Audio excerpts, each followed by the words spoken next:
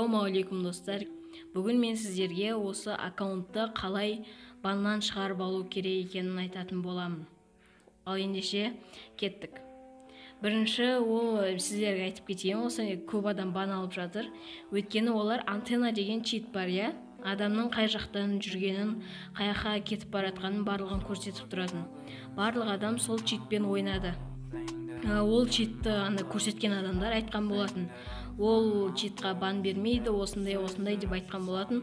Бірақ қазір уже антеннамен ойнағанда, кейбір антеннамен ойнамағанда адамдардың аккаунттары банға кетіп жатыр, я?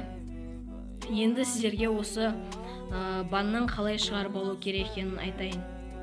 Осы басқа да адамдардың аккаунттары банға кетіп жатыр деп естігеннен кейін мен өзімнің подписчиктеріме және де басқа да адамдарға көмегім тию үшін мен осы интернеттен және де басқа да әлеуметтік желілерден мен осы қалай разбан алу керек екенін, яғни баннан шығару керек екенін іздей бастадым. Оның шығару түрлері өте көп. Көп түрлі программалар жазу керек, осындай приложение тарту керек дегендер де бар. Бірақ олардың ешқайсысы көмектеспеді. Мен көрдім барлығын тексеріп, олар көмектеспеді. Сөйтіп мен осы іске асатын бір осы разбанды тауып алдым. Ол мен ойлағаннан да оңай екен.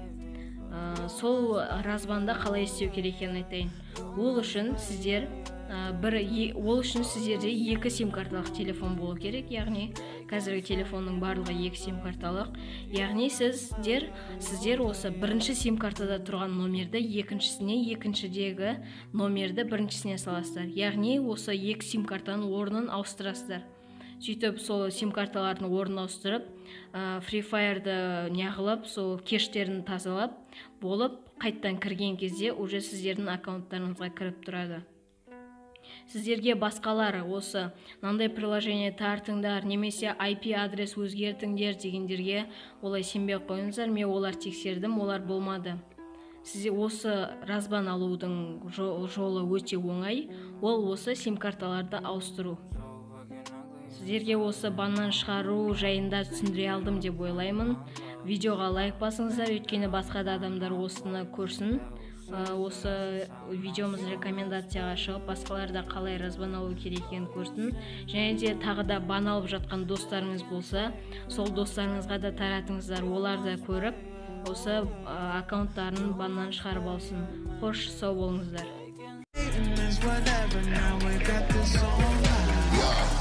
Ain't no safe way to live.